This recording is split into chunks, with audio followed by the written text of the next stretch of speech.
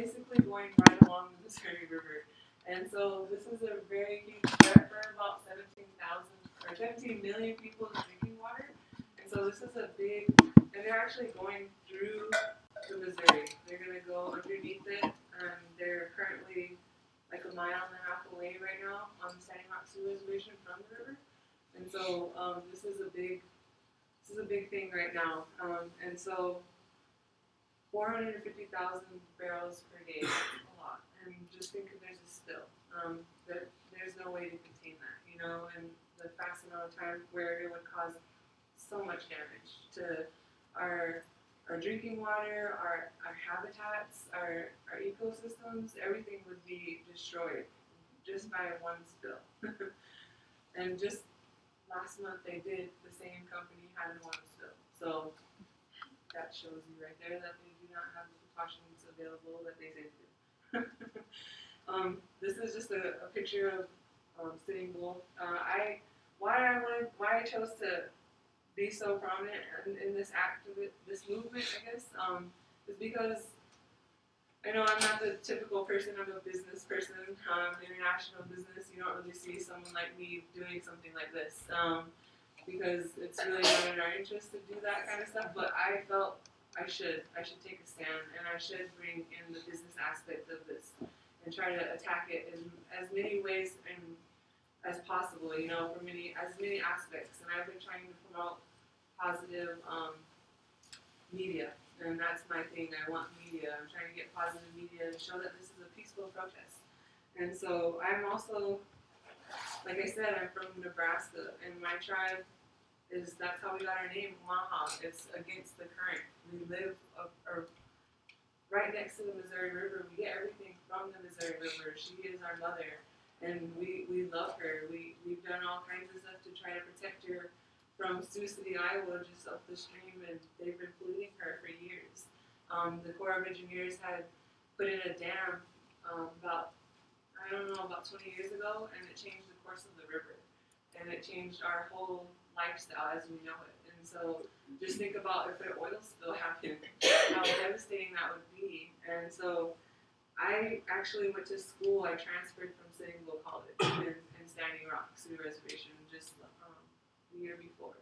And I love these people. They took me in, they made me a part of their family, and I want to fight back for them, you know, and their rights and their children's rights. Because I used to babysit a couple of them, you know, and I know that this is their future. This is. I don't want them to have a messed up life, you know. I don't want them to be like a third world country when we're supposed to be the best country there is, you know. I don't want them to have to struggle and fight for water and clean water. So that's why I do this. And I stand here because this woman right here in the front, she's a young lady. She's under the age of 18. Her name is Bobby Jean. And she was the one that started all of this. She was the one that decided with a group of students that they were going to run to Omaha, Nebraska from North Dakota. There was no coverage of this whatsoever. And they ran through my reservation. That's how we found out. And we housed them, and then they ran to Omaha. That's about 100 miles from my reservation the next day. And a lot of our runners ran with them. And so they went to the Army Corps of Engineers in Omaha, and they addressed them with a formal letter that they had wrote and asked to stop this pipeline from going through the reservation because it was originally supposed to go through Bismarck, but the people of Bismarck voted and said they don't want this to go through there and contaminate their water. So they decided, why not put it towards the reservation instead, so it wouldn't directly impact them. And so that's where she stood in with all these kids, and they ran all the way to Omaha. Nobody paid attention to them. Nobody listened to them. The Corps of Engineers just brushed them off. So they decided that they would run to Washington, D.C. to take it to the next level and talk to the president. And still, really nothing happened. Obama was silent. And that's funny to me because the year before, he came to Cannonball. And he came, and he was there, and he talked to these children. And he told them that he was going to help them any way possible that he could if there was a need. And were asking him. They ran all the way to Washington, D.C. to ask him, and he still ignored them. And it wasn't until like later on that people started to hear about this, you know, through social media. I was one of them. I was sharing stuff. I was trying to get the word out there because these were kids, you know. That speaks word like I don't know. I don't know what if it's not powerful to you. I don't know what is with that kids coming together and doing this and starting this movement. And so they started calling themselves protectors, not protesters. So that's why I showed this, and it's amazing. This is the first time in history that this has happened with all of these tribes coming together and peacefully acting together. You know, this is unheard of. Tribes that have hated each other for years and years over something that happened like thousands of years ago. They hate, and they're coming together, and that's powerful. And for kids to start it, you know, we should finish it. And I just love this picture. My family and everything were able to go up there. My tribal chairman, I was proud of him. He went up there himself and delivered that flag. And he told them that we stand behind you no matter what. And so we have. And about 500 plus tribes now stand together with Standing Rock and a lot of indigenous tribes from all around the world. And I think that's amazing. Like I said, positive media. This is just a cool picture, but I like to. I tried to find another picture, but it's really hard to find pictures online now because they're trying to cover it up. They're trying to silence it, and it's just interesting that there's so many people up there fighting, but everyone's worried about the election. Everyone's worried about what's going to happen next when we should be worried about what's happening right now. What's happening? To me, it's a national threat, and people aren't seeing it like that. And these people are standing up there in the front lines praying. They're praying, they're singing songs, they're bringing back their old ways, the good ways, you know, of connecting together. And see that harmony? I don't even know if they're the same tribe, you know, they're all standing together. They're all one nation now. We're not tribes, we're all one nation. And because of this, these are just powerful pictures, you know, the pictures say a lot. There's military action now up there. These are people from the state, or what is it? I guess it's like Border Patrol from Canada is there. There's Border Patrol from, I think there's some from Arizona and stuff that are up there. I think it is Arizona's National Guard that's up there. I'm like, what do they keep up there? Like, and it's just interesting to see. And the DAPL people have actually hired missionaries themselves, and they're not trained. They are not trained people, and they're all people with criminal backgrounds. So let's just think about that. And these are the people that are trying to be the good guys. So, and there was recently there was some dog attacks. Kids got bit. People got bit in the face. These are untrained dogs, and these are dogs that are being antagonized to fight people. And there was a couple of videos, I couldn't find it, but there was a woman, she's in the back here, and she was antagonizing her dog, pinching it, hitting it, and like to make her attack. And she let go of one of the dogs into the crowd. The dog was so scared, you know, and just started attacking people. And I don't even blame the dogs, I blame the people. Because it's just not okay. These are all good dogs probably, and they're doing these to these poor animals and making them the bad guys once again, you know. All like pit bulls, there are pit bulls in there. I have a pit bull puppy, and everyone gives her shit, you know, because once they find out she's a pit bull, they give her crap. And there was one in this crowd, and it just makes it even worse, you know. I mean, I just can't. I just get so mad. Like, this is one of them. These dogs don't even know what they're doing. They're just lost in the chaos of these people antagonizing them and scaring them. When it's just a peaceful protest, these people are singing and praying, and they let these dogs out on them. And there were children in the crowd, front lines and everything. So it's just interesting. These are some of the things that have happened. They've maced people. Like, see this guy? His face is full of mace. It's like almost that bear mace that they use. They're spraying them with that. And then they're shooting people at lethal ranges. cages with bullets, those rubber bullets and beanbags, and they were really close. They were really so much on the face. I couldn't find that picture, but it was really bad, really, really bad. These are just some of the things that are happening to these people that aren't even doing anything. They're sitting there praying. As soon as they start singing, they say that they're being a certain way.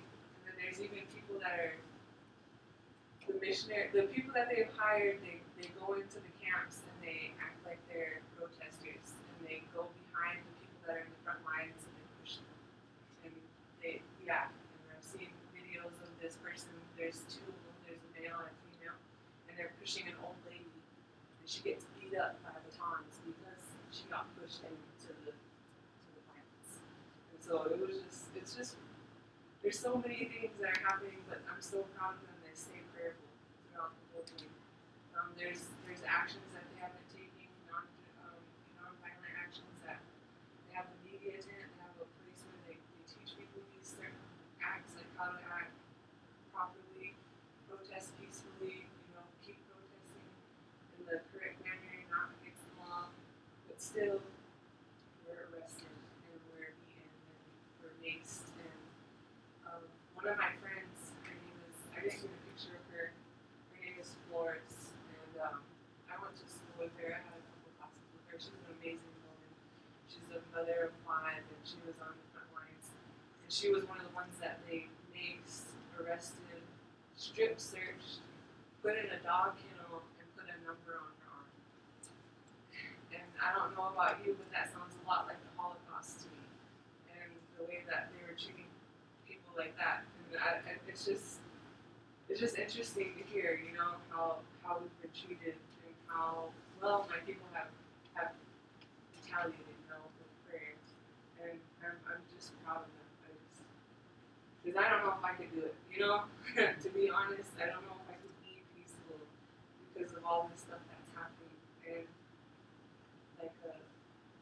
these are all native lands, we're on native land today.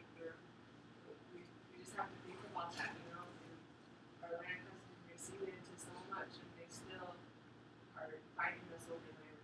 And it's still something that we've fought there for years, and we're still continuing to fight. But because of media today, they can finally see how things are being handled, how things really happen, how we've been silenced for years.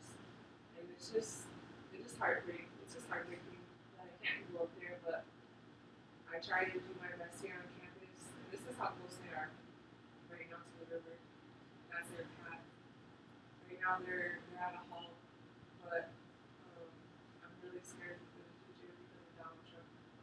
One of his 100-day plans is to keep this pipeline going and to stop all of the roadblocks and what he said of all those roadblocks and all that. So it's just interesting to see. This is something that we really need to fight.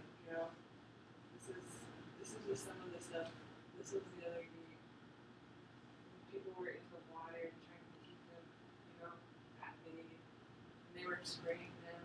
They were shooting them at close point, blank range. People got shot in the face. Like I said, there was elders in there, and they come back out and they're just all white, full of mace, like completely just full of mace. So it's just interesting to see. And this is something that was powerful to me. The buffalo actually broke out and they fought back. That's how I look at it. They were fighting back. There's a herd that I used to go see all the time, and they're just north of Fort Yates. And there's a whole big herd, and they're really good. I like them because I've always had a connection with buffalo. My mother's buffalo clan, and so I've really been touched by buffalo, and I really like going to go see them. I like their ways. They're very traditional when you think about it. And I feel like they're our ancestors talking through them. And they fought, and they ran through, and you see this helicopter, he's trying to round them up and scare them. They had ATVs, military people out there trying to round them up. And it was just interesting to see. It made me cry the day I seen it. I was like, see, they're talking. They know just something that's powerful. Our ancestors are there. There's pictures, I can't find them, but there are pictures that I've seen where there are actually orbs. There's a million of them. It's at night now, praying in there because it's a bunch of orbs out. I'm like, there they are, they're there. This is just another picture. This is recently. They had a fire that had started on tires. Pick up the whole lot of blocking off the road. You have to go all the way around, like 2 miles around to go. Just go to Walmart. That's the only place to go get something that's at Bismarck. So all of these people that live there have to go all the way around. And that's like 2 to 3 hours longer to go all the way around. Because I live there and it sucks. And so this is some of the stuff that we've been doing here. We're just trying to raise awareness. I'm trying to promote that this is peaceful. That this is something that needs to be heard. I'm done with the silencing. I'm sick of it, and I want to stand up and I want people to hear us. I want people to know that we're not going to let this happen. We're not going to stand by and be quiet anymore. And I think it was awesome to do it here because of what happened in Amherst River last year. But this time it doesn't just wash away. It doesn't just wash down the river. It stays there. It's a permanent impact. And that's why I'm trying to do this as my crew that we've always been doing stuff together. We're grateful for these people. That was the guy that did the murals. Yeah, it was just, these people are awesome. I'm glad I met them. They're very passionate. Denise is awesome. She's right there. And, but I just ask you to stand up, even if it's just through prayer. Prayer is everything, right now. Positive vibes. Just wearing blue, one day, or talking about what about the river, or just talking to someone, just spreading the word. That's just enough, And like I said, if you're not like that, then just pray, Send some good vibes and they need it. And I don't want it to turn into something bad. But that's why I'm here, and I hope if you have any questions.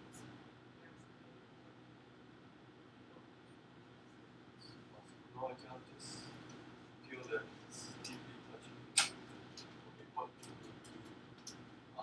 suggested some things. Yeah. But I would talk about not in the very beginning, so maybe I missed it.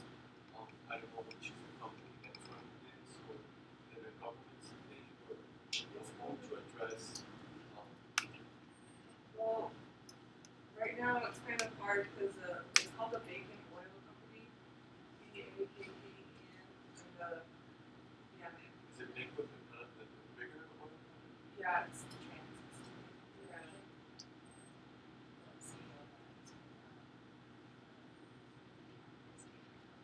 He lives in the second house. The second house is in the So thank you for the question. We'll have a moment at the end where we can get deeper to that. So thank you.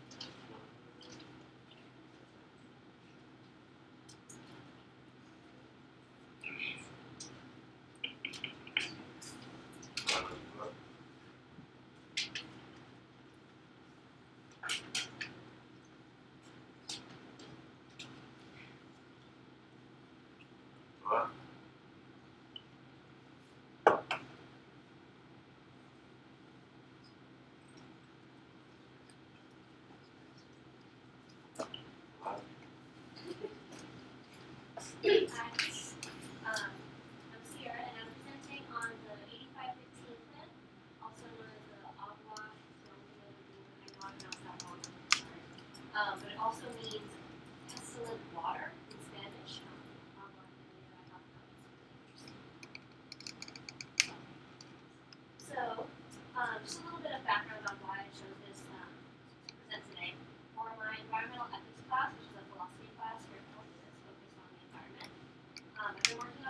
project about the 85-15 plan, and I thought that this proposal would be the perfect thing to talk about today because it deals with a variety of different interesting topics such as oppression, environmental destruction, and consequences for humans.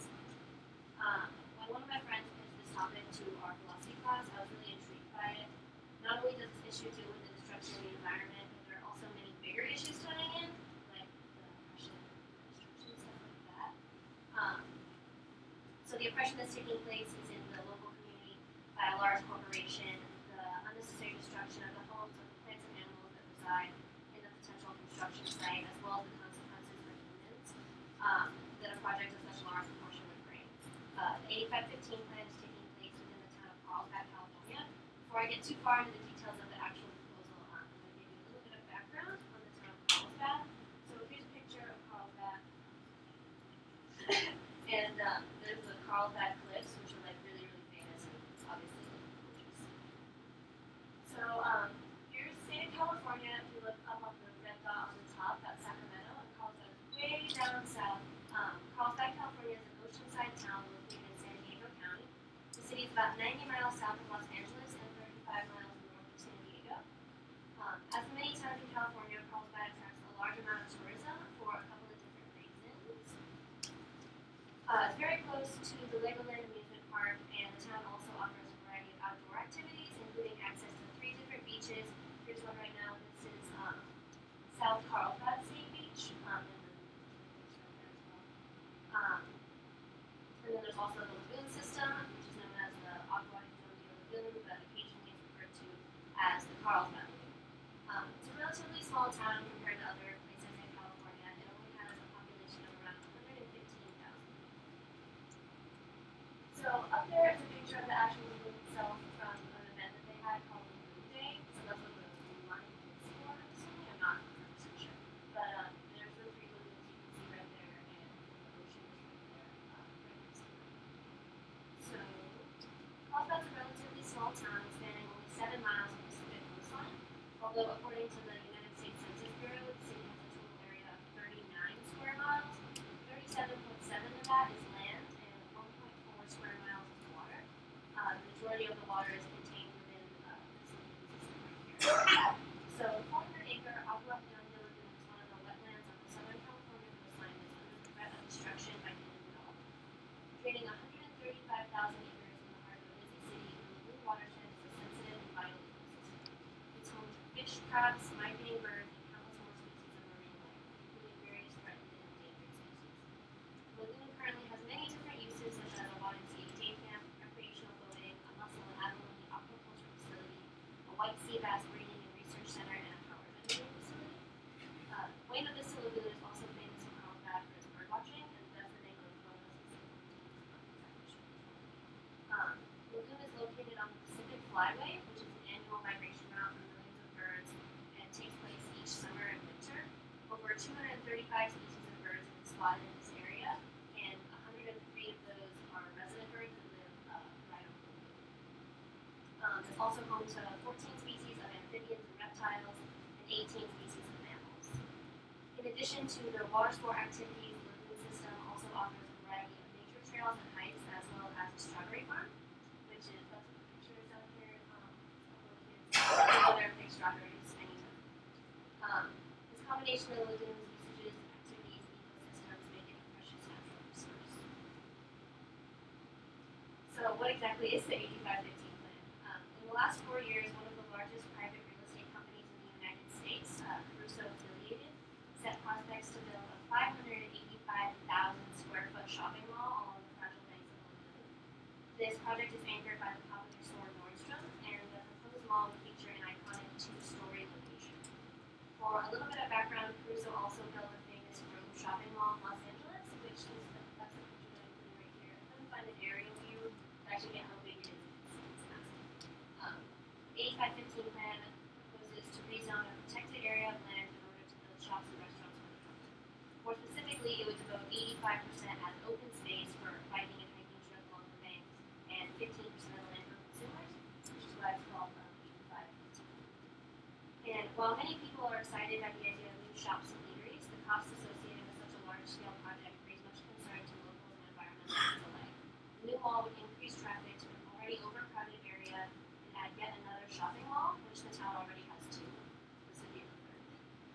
addition to these complications, the complete impact of increased people upon the delicate landscape can cause increased aquatic pollution, loss of biodiversity, and contamination to both the soil and water.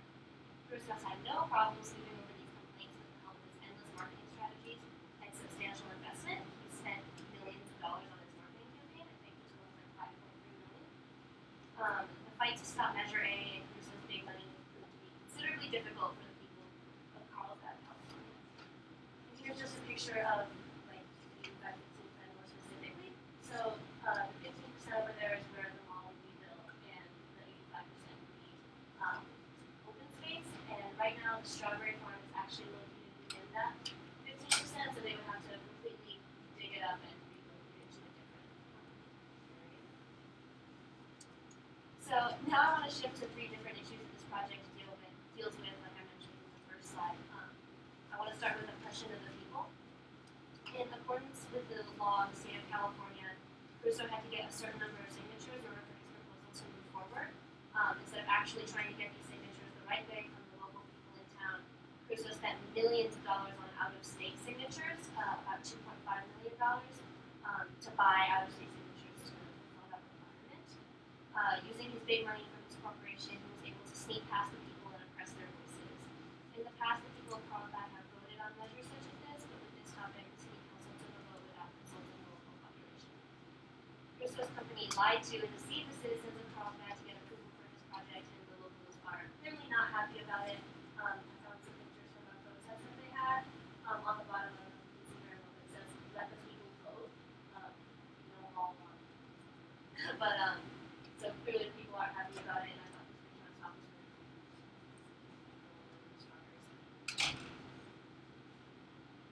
cool. Next is consequences for humans. So to this day, we still make traffic jokes about California. It's insane. 5 lane homes on either side. And a lot of you from Denver know how bad it's starting to get there as well. Bottom line, traffic sucks. Nobody likes it. If this proposal passes, then the new mall of Carlsbad is projected to bring in more people than Disneyland does to Anaheim. And the increase would be roughly 24,000 vehicle trips a day. One website I read said 24,000, another projected about 35,000 more cars on the road. In the year 2010, 2,715 people were killed in traffic accidents in the state of California. So not only is traffic also awful, but it can also be fatal. And that number is just going to get bigger if we add 35,000 cars. So here's a picture just of traffic, classic California traffic. And the next I want to talk about is smog and air pollution. So here's a picture of a city in California. You can barely even see it because the pollution is so bad. Traffic increases smog, which is smoke and fog mixed together. Smog occurs mainly because of air pollution. It's hazy air that makes breathing really difficult. The atmospheric pollutants or gases that form smog are released into the air when fuels are burned, like fuels from cars. When the heat from the sun reacts with these gases and fine particles in the atmosphere, smog is formed. Adding so many more vehicles to the road will only contribute to the problem of smog and air pollution around California. A study done by the nonprofit group RAND, R-A-N-D, says that the air pollution and smog has caused a great deal of respiratory illness and has cost the state $193 million in hospital care. So last, I wanted to talk about the environmental deficits that would come with passing something like this. The increase in land available to the citizens of Carlsbad does offer many opportunities. The increased traffic in the area also increases the chance of pollution. People leave behind a lot of trash, which risks contamination to the area, which could greatly affect the species that live there. Passing this plan would shift a large piece of the land, which is 203 acres total, from being privately owned to 176 acres of land dedicated purely to open space. The proposal would also decrease the amount of land that's up for commercial development from 48 acres to a mere 26. Ideally, this would be great for humans, but we're not the only species to consider in a situation like this. As I mentioned before, the lagoon is a famous site for bird watching and is home to a variety of other creatures as well. So up here I included some birds that were seen at the edge of the lagoon. And on the bottom, the fish there is the northern tidewater goby. The northern tidewater goby is a brown, grayish, small fish native to lagoons and streams on the coast of California. Once these tiny fish were seen in 87 different locations, but they've now disappeared from many of them. The fish was federally protected in 1986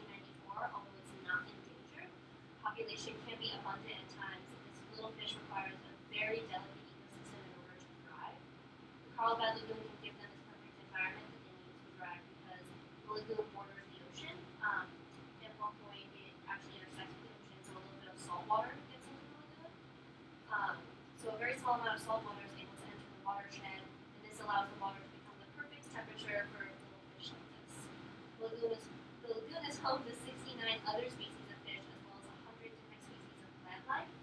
As I mentioned before, there are a lot of birds in the area, which according to the lagoon's website, that's an indicator of ecological health in the area. It's the amount of birds that you have. So overall, I mean, is it worth it to pollute and destroy the environment just to have a couple more stores, a big mall? Definitely not. The animals in the ecosystem deserve better, and so do the people of Carlsbad. From my research, it seems that a lot of light has been shed on Crusoe's plan, and that people are beginning to gain some ground and speaking their minds. I found a change.org petition that's been closed for a really long time, but they made a lot of progress on it, and they have this really cool video talking about how they were all opposed to the plan, and it seems like it's going really well. So I hope that it doesn't get slow.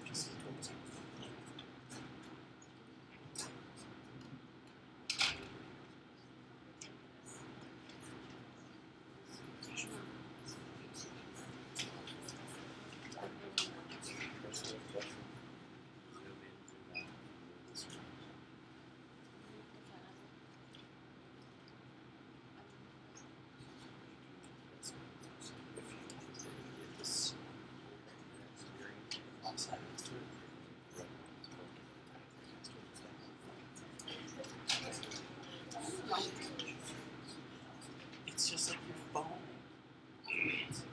This is the record button. If it's what in red. Alright, hello everyone. So it's going to be a little bit lighter than the other two. So it's on Killjoy rhetoric in The Simpsons and also in school. So if you're here for my other one, you just know that I'm a teacher, so I teach high school. So the ideas here are not fully developed, so maybe as we have this conversation, you can help me make the connections a little bit more apparent.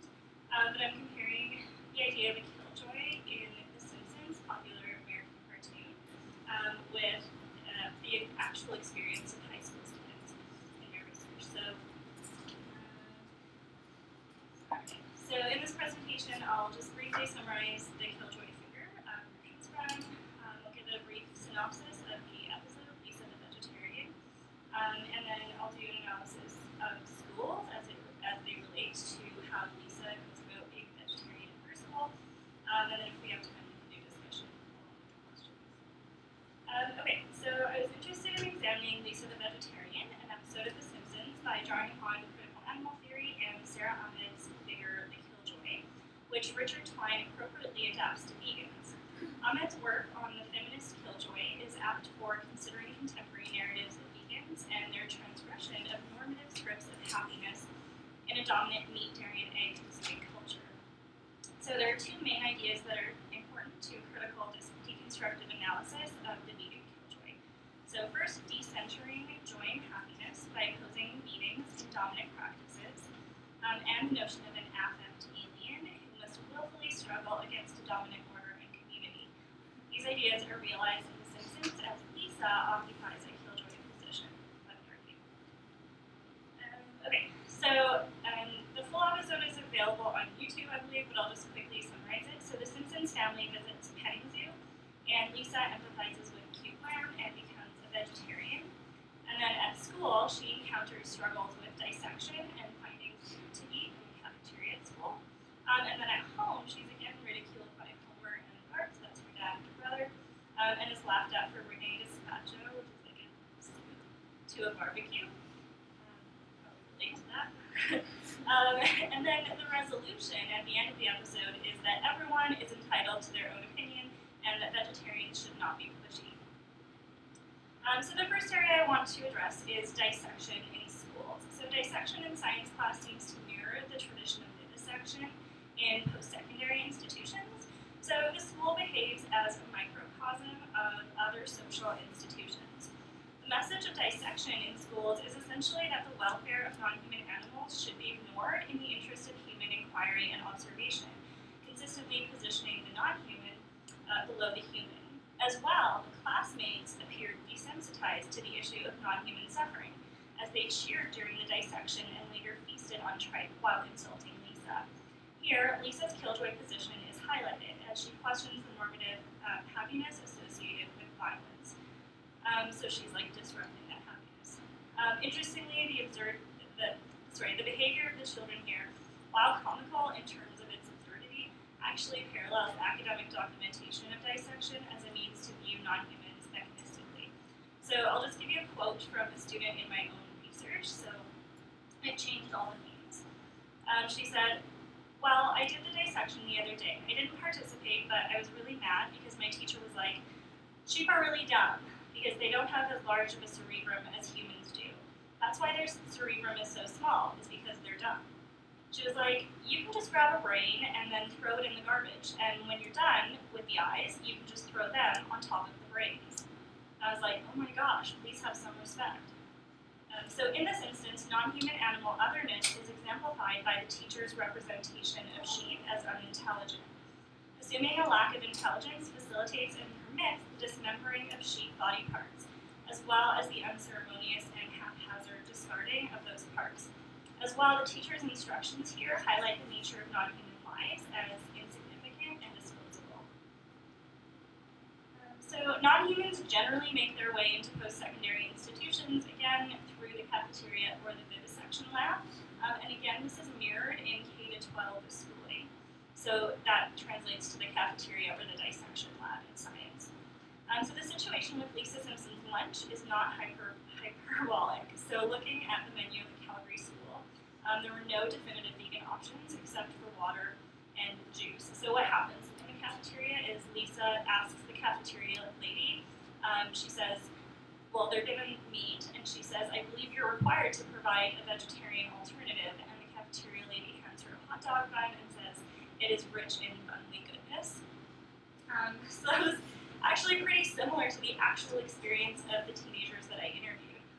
So Anna says, "It sucks because we have like this thing where every Tuesday or Wednesday we get these different snacks, and like this time we had pepperoni sticks, this other time it was like last week they had rice crackers, and everyone was like, oh, you can't have that." And so I said, "Why did they think you couldn't have it?" And Anna says, "Well, because one of them had cheddar cheese on it and the other one was original." What is that? It's just like bright powder that they put on, like whey powder or something. It's not like actual cheese. For Anna, the interaction with classmates about food provided by the school reveals multiple layers of meaning. So the surveillance and policing of non-dominant viewpoints enacts power and employs a sense of control over the food choices of others. The statement by Anna's classmate assumes that Anna is incapable of making her own decisions about what to eat and positions the dominant viewpoint as a paternalistic authority. This authority is further carried out through the distribution of food that is assumed to be universally consumable. So like I talked about in the other one, there are a lot of colonial implications with circulating dairy products in schools that are ethnically diverse. A lot of indigenous and non-Western populations can't digest dairy. And also school milk programs have historically been attached to that idea of attaining perfectibility and the perfectibility of bodies. So then that sort of leads to homogenization of diets. We don't have a lot of diversity then.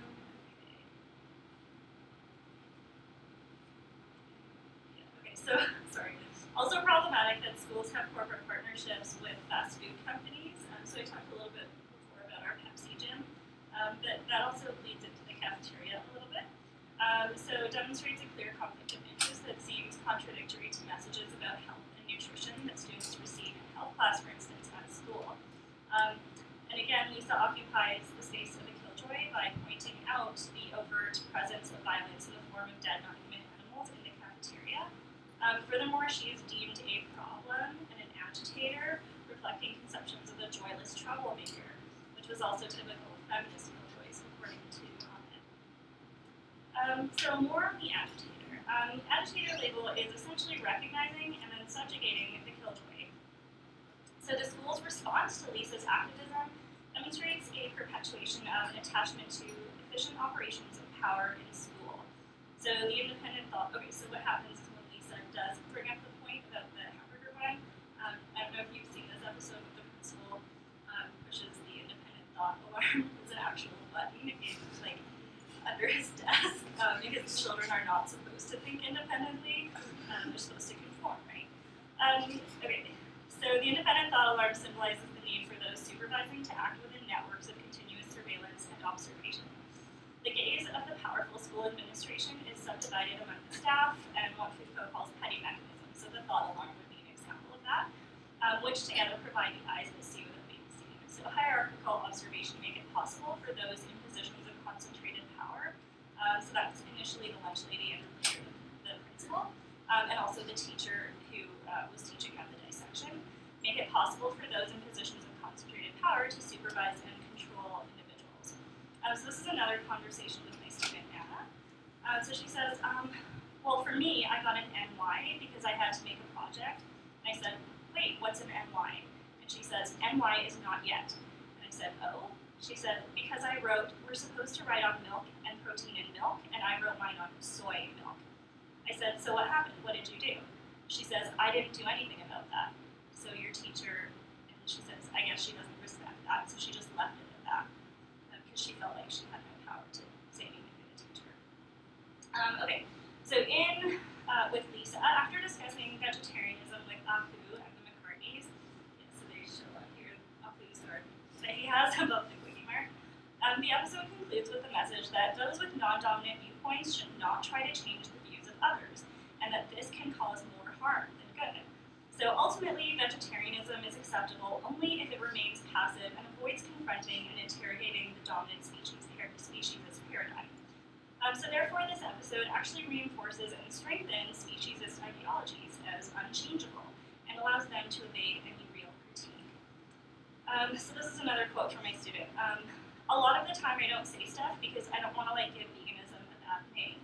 So I just try to avoid it, kind of. But I don't know. Most of my friends are really good about it. They appreciate it and think it's good, but it's adults, I guess. People just get unreasonably angry about it, which is okay, it's fine. They get pissed for no reason. I don't know. I think that definitely people are I've definitely had some people explode. So I said, isn't that kind of problematic? Don't you feel like that's kind of silencing the vegan viewpoint? And my student Sylvia said, totally, but it's such a battle between, do I want to be a crazy vegan? Sorry to use the ableist language, but that's what they used.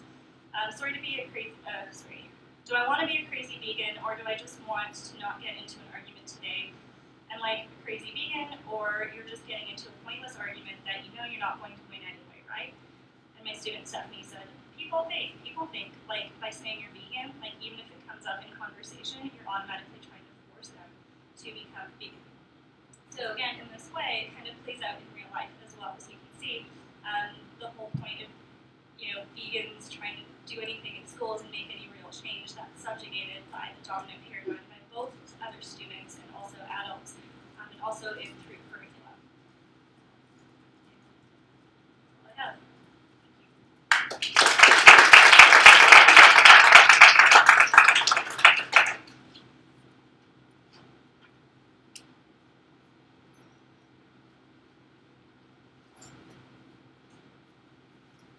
Right, now we're gonna open up the room for discussion.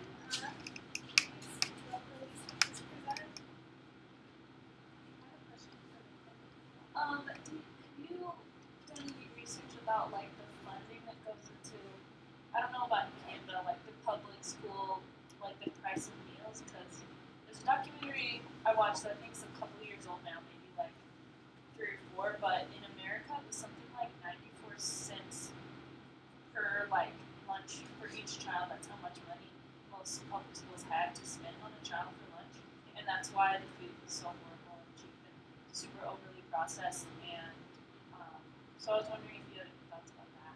Sure. So how it works is very similar to the United States. Public schools are funded federally.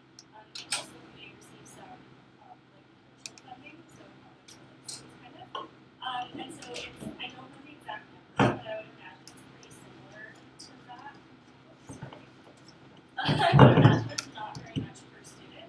However, very few schools that just going on my teaching experience and also with the students that I interviewed. But in Alberta, it seems like most schools, it's not like you see it like in Simpsons, for example, where you move along and you get your little scoop of slop and then you move along again. The cafeterias are a little bit more like stores, so students can walk in and they can get their chips and they can just have that if they want for lunch, or fries or like sandwiches or whatever they happen to have. And so that's one issue. And then the other issue is that some schools receive corporate funding. So, like I said, the one school is sponsored by Pepsi. So they have these partnerships. I worked at another school that was sponsored by Pizza Hut, Burger King, and there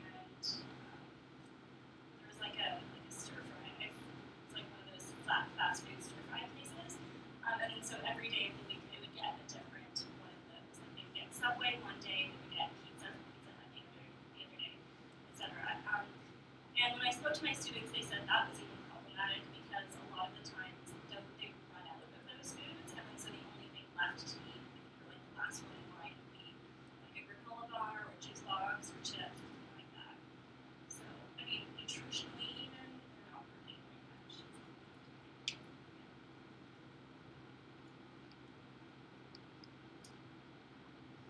I have a question to Megan, because you said that it's hard to find any images of people like this, and does it mean that somebody motivates them, like from Google, or what did you mean? Well, I think I don't know. It's kind of interesting because I have friends that are up there. They're doing live feeds, live feed on Facebook now that you can do, and the live feeds have been distorted, and it literally jumps around, so you're missing a lot of what's happening. It's supposed to be a live feed, this isn't supposed to be happening, but they're interfering, and they actually shut down a couple of people's Facebooks and like blocked them on Facebook because they're promoting this and everything. I was temporarily unavailable to use my Facebook the other day for like a whole day because that's all I was on my feed was this standing up issue. And that was the day I think when they were like shooting people and all that. And, like I was trying to get as many live feeds as I could, but I kept telling people not to do live feeds because just to record it on your phone and then upload it because they're distorting the picture. And like when I Google it, there's only a certain amount of pictures on here. You have to like literally specify it and then it'll show it up. But like usually, you're saying standing drop and boom, there's like a million pictures, but there's only like a handful of pictures in there, and I've had to like literally search. But because I have friends, that's the way I'm getting the pictures. And I had to go on Facebook because I have to save the website that I saved. But I was that's what I was doing on there. I was trying to find pictures, and I had to go on my friend's page to find the pictures instead of finding it online. I was finding it on the page. So it's just interesting. They're monitoring everything. They're monitoring emails. They're monitoring they actually turned off the internet in like certain places. Like when they were doing the protests, there was no kind of electronic devices that were working. I thought me personally thought they were using EMPs because of the military kind of there, but I'm not. But that's just me and my friends telling me what's going on. And there's only one building reception guy here, but still use Facebook. I used to live there, I know what it's like. It's not that low. There's a tower just like right down the road. So, it should have access to that stuff, but it's not. It's not.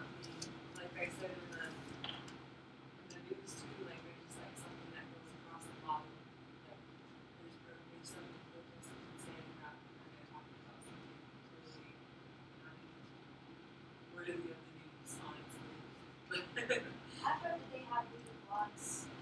site, and then they also have telephone blocks site as well, so you can't make calls in certain areas. Because there's people that are doing cats and they're trying to turn it into something bad. And they're trying to antagonize people, but they want people to react. That's what they're doing. They're trying every possible way to make people react when they're going to camps and stuff. And that's why we're trying to do the whole share that you have to camp, so it kind of confuses them, because Morton County is like literally going through everything on Facebook and everything that has to do with standing up is going on with them. And Morton County is really bad. I don't know what to say about North Dakota because they don't even have ethics in it. And so that speaks a lot right there. They don't even have ethics in it. That's why all of this stuff is still happening the way it is. And that's why Morgan County is able to do what they're doing as the sheriff's users. If you want to check it out, though, they have their own Facebook page. That's on Facebook page. And it's pretty interesting what they put on there. And then they delete stuff too, because they put stuff on there that has actually helped us in a sense, showing that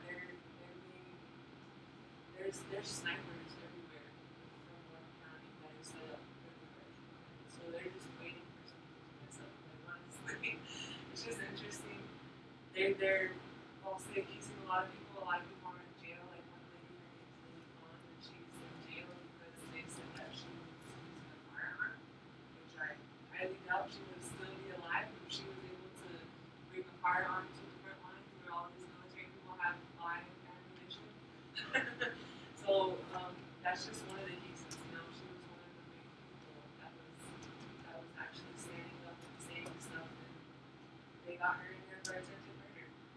So yeah, it's just all of these false accusations, all these false things, but they're able to get away with it because the sheriff, the county sheriff, they're the law supposedly, but they're totally overseeing the BIA, and it's just interesting how everything's working out. They're totally breaking every law that they've had in place for us. So how do we act, And so that's why the tribal chairman, the our general, went to the Union Council and actually sat there and asked for help. And so they sent someone to camp. This was just recently, like a week ago. And he actually documented everything that he saw. He documented it, he took it back, and they wrote a letter, and they asked for it to be stopped. So he was really appalled at what he saw. And I was watching some of his videos, and it was just interesting to see that finally they're realizing what's happening, how we've been mistreated for years and years, and it's finally being documented, This guy, he's our main source right now for help. This man that came from the UN, because that's really the only help we have right now. So,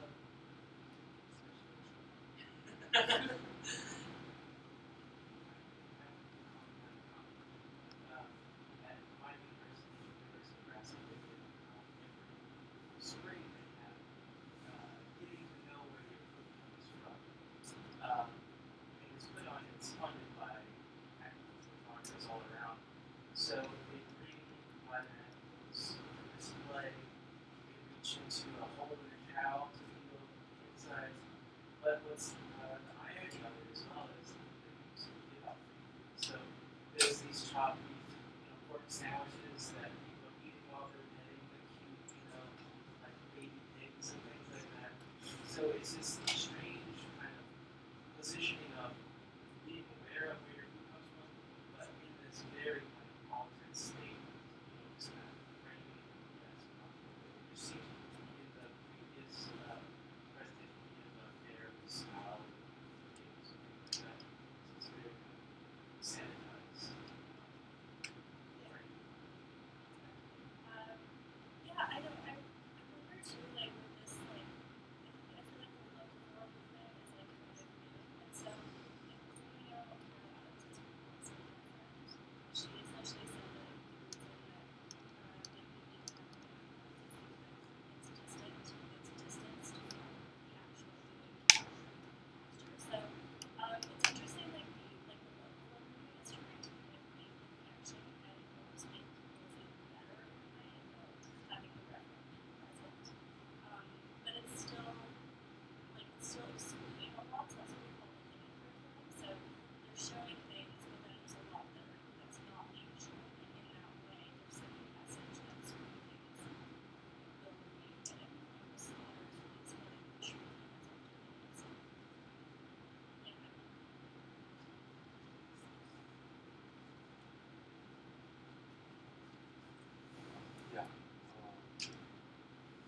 just kind of want to do a proposal for upcoming years. There are three like conflicts going on that we have heard in the past 2 years. Sandy Rock, California Lake, and all the peace process in Colombia. And sometimes in the conference, things get advertised, but we need space in order to concrete some actions. What can we do? So, and I hear about Sandy Rock. Okay, just pointed out a new player that we could address in order to get some solidarity. It's a UN which is the company, which is the local authority, federal authority, or the state authority. I don't know well, how it's built up in the U.S., but and then maybe you could think, I don't know, a World Day of Awareness, World Day of Action that could come out from the conference in 2-3 weeks' time. I don't know. Sometime that would allow us in our different countries and states, because also from different parts of the U.S. to like, make things happen. And well, I don't know what we do specifically about the lake and about the peace process, but there was also complete action that we international letter addressed to the commanders of Parky Island and Pets. So I don't know if this would be the space or later on after lunch, but at least maybe for those that are interested, I would like to just have a little meeting and kind of put schedule things and kind of make some things happen. And before I forgot, because I forgot yesterday during my talk, I was meant to give away our last magazine and some flyers, so just at the end for lunch, just come and get these if you like.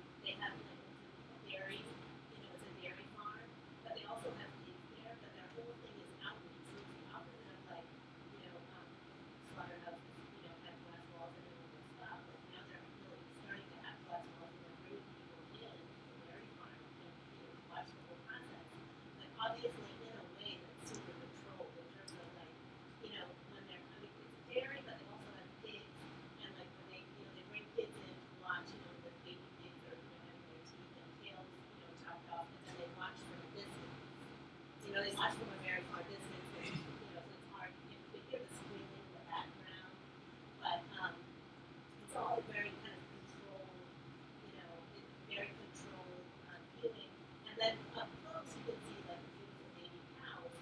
They come out and they put them in a little nursery. And you can come and pet them. And then the explanation is everyone in their place. After the birth, the mom goes back. And the babies, stay together. So it's really, really fascinating. So he started that project. He started working on the project. He hasn't published anything.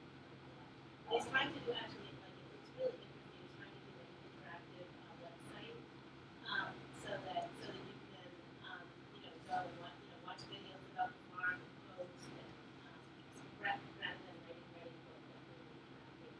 I'm sorry, you said where did he actually start this sort of? Oh no. He's the one who runs every 12 seconds. He's an underground investigator who directed Slaughterhouse. Yeah, exactly. He's right. Yeah. So he's writing about this barrel. Oh, so he's investigating. Yeah. Okay, because I was like, that does not make sense. Yeah. Okay. Probably. I was like, why would he know that? Convoluted way into Alright, I just wanted to confirm. Yeah. I was like, that doesn't make sense that he would start a farm. Okay. So it's more like that's how slaughterhouses were planning, and now maybe we're going full circle back to that. Yeah, that's very, I love that. Thank you.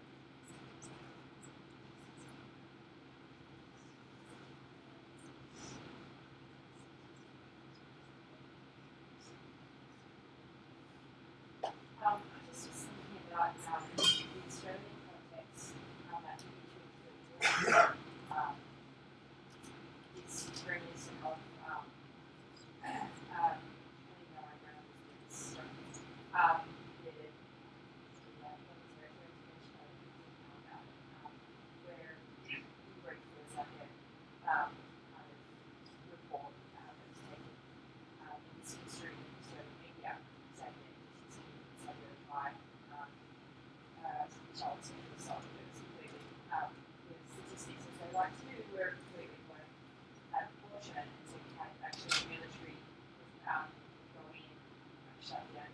So you need sometimes really see like images of like how it's illegal or here's what yeah, shutting things down. I don't know that image is struck me kind of like that similarity like the other tree creates. I know what's wrong with it, but it's still that how that's yeah.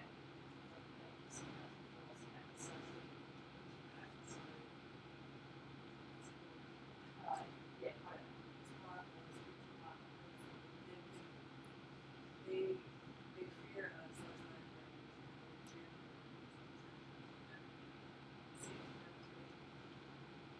especially with Trump, things have really come to light. Seeing where we're at now, how things are being handled now, and it's really sad and scary for me to say I'm a minority, I'm a Native woman, and I'm a woman, you know? I'm just scared. Like my boyfriend was literally talking to me the other day about maybe we should protect ourselves, like, and that's how I feel now, and especially now that's happening. I feel like it could be another could be, you know, taking those sort of actions are necessary now, like, because we tried peacefully, and they're waiting. That's all they do is like waiting for the winter to come, for that first snow, because it sucks up there. Like I said, I lived there for 2 years, and it was so cold. Like your lungs hurt to breathe when like it's so cold up there. And these people are just sitting and living right next to the river, and it's so cold, like next to the river. It's that 48 degrees constantly from all directions, like, and I was always cold, like, so it's just a waiting game right now. The weather, they're trying to wait for the weather to be on their side. Something that we can do is send them wood burning stoves, you know, tarps, anything, you know, anything for a massive winter. Like, it's ridiculous there. It's always ice first, so it's always ice, and then it turns to snow. So Explain what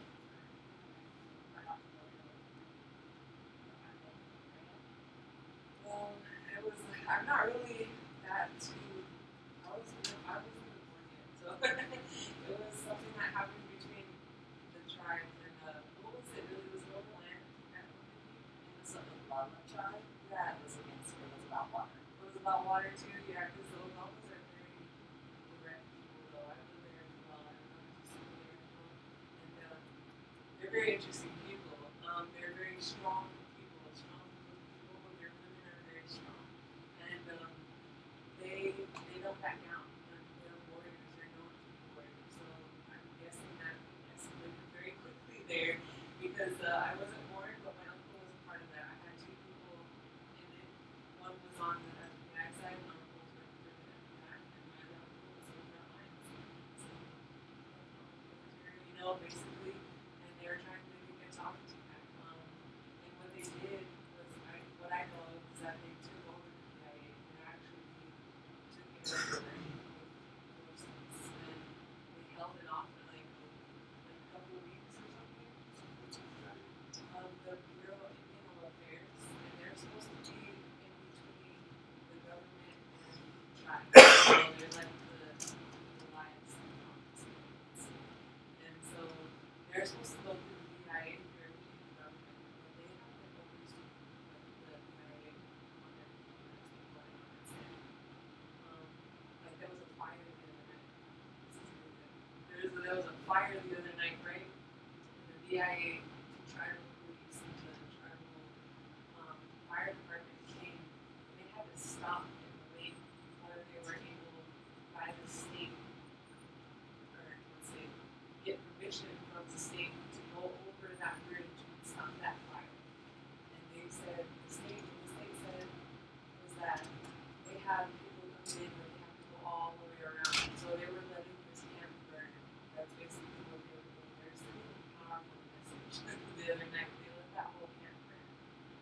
And when there was a fire department right there, ready and willing to put that fire out, and just like that, when they did not let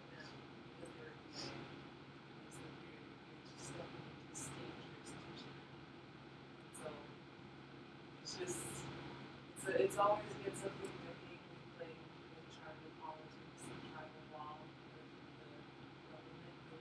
They said they're sovereign nations, but we're really not. It's all about wordplay and treaties and everything. That's what slavery is. And that's why we're trying to push the treaties, because that's this Fort Laramie Treaty of 1980 or 1885.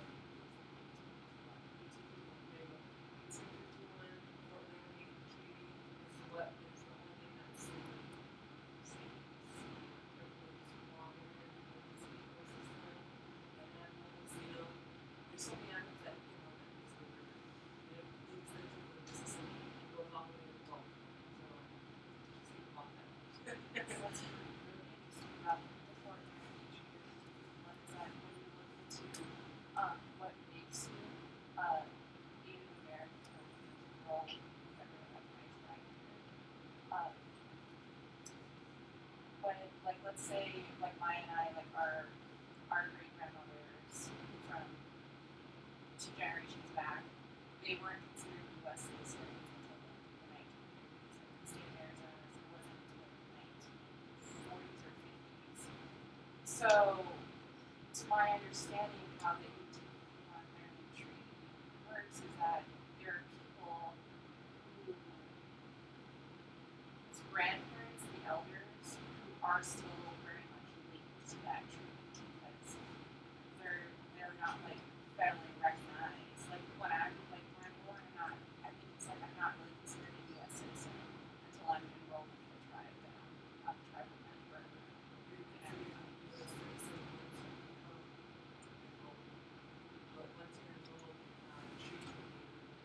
Yes. So that's where the wordplay comes in. You have to know. It's just interesting.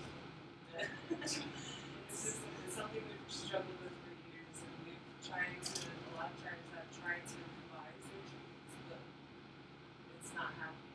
The government is not okay with that. But these are treaties that were written like 200 years ago. Like how is the government today? Everything changes, but they want us to become invisible. That's what they're trying to do. They're trying to get rid of us and indigenous people. It's not going to happen. It hasn't happened. So it's not going to start now. So, but it's just interesting how they work. Like, it's just all about the work. And that's why I'm glad that we have people take there and that we're taking all the precautions. We've sent multiple letters. Almost every tribe has sent a letter directly to the president and asked for stop this. They just recently came and said, please want to try possibly.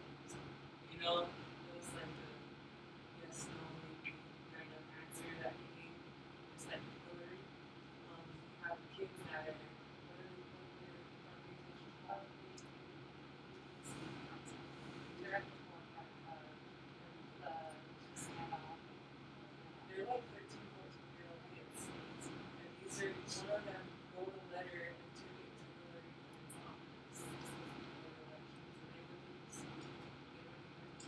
take the letter. Like, they could have just, threw it away, but she started crying. And that just, I had to stop watching the video because this pissed me off. Because this is a kid pouring her heart out, just asking you to take the fucking letter. You can't even grab the letter from her and even say, oh yeah, I'm going to give it to her. Like, Jesus Christ. And that's how bad it's gotten. Where they do this to kids, they're showing their kids that there's no future for them, basically.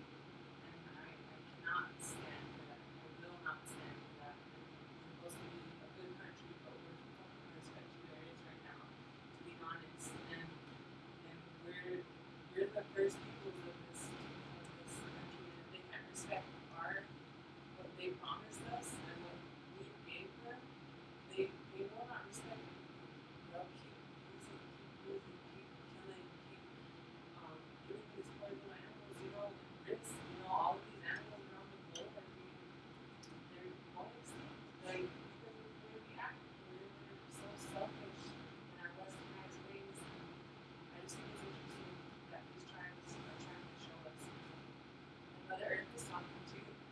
Like, she's having earthquakes that we've never seen before. In the Midwest, in Nebraska, my family has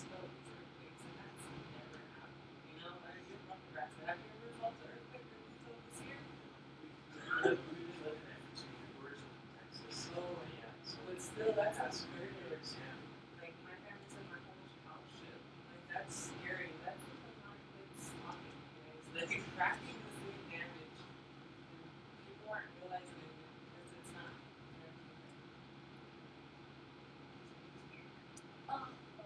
Yes, I'm just trying to be respectful of the schedule right now. I know we'll have some places to be right now, so that's it for the panel right now. Thank you again to our three presenters.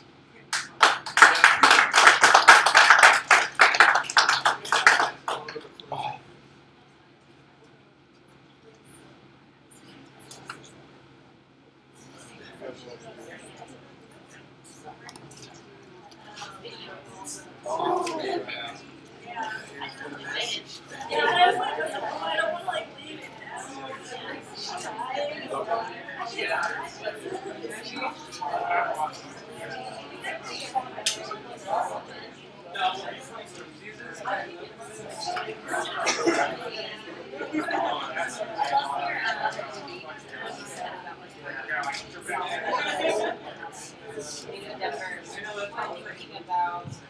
Hey everybody, thank you so much for coming. We're going to take a big picture just to remember everyone visually. So we'll come up here, take a big picture. But again, Menica, raise your hand. I don't know where she is. Okay. She's involved in the Institute for Credible Studies internationally.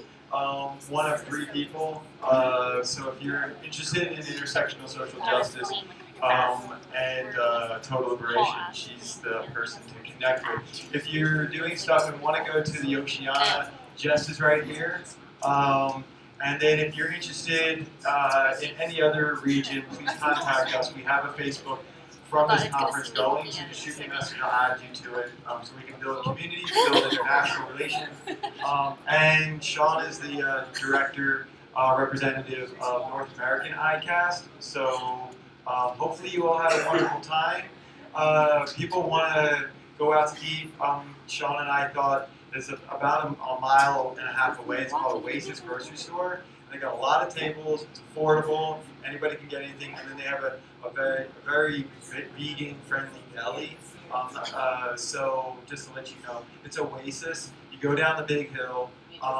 Nature's Oasis. So we'll just take a picture. Please keep in touch with each other. And you know, if Sean has 1 second to say something. Yeah, let's just keep up the conversations, either in person for next year's meeting, online, whatever. Let's keep the dialogue and let's keep each other informed about what's going on here. All of us. Thank you so much, everybody. This is awesome. So what we're going to do right now, if you got a second, we're going to just come up here in the corner, take a big picture. You'll take the picture? Or you want to? No, you go in. No, you go in. Okay, everybody. I'll take it. I'll take it. I don't mind taking it.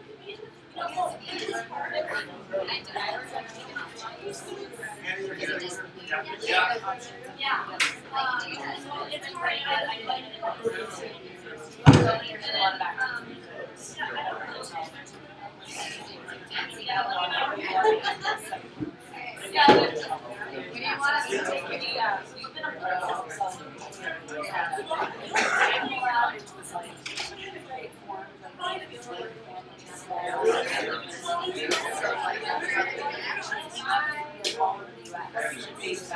Ready? You want to be in the picture? Oh, man. I can't see that part anymore. It turned off. Okay, sorry. Straight. Alright.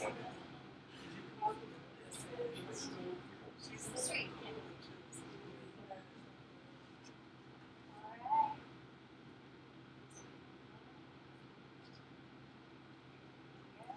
1, 2, 3. Cashews. You take it? Can we do it out on the fist? Okay. Okay, fist up. Yeah, 1, 2, 3. Okay. We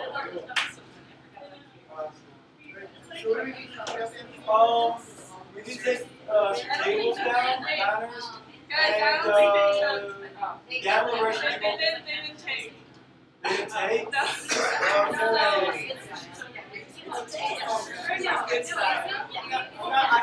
Okay, everybody go back. Sorry. You didn't take? Okay, go. We gotta go back and picture didn't take. Okay. Some people don't even fit.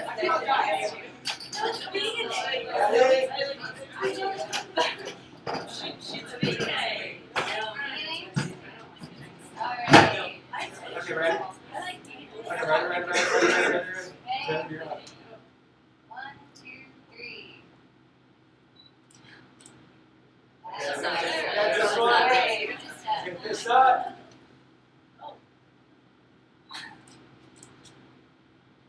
Here we go. Another one real quick. 2, 3.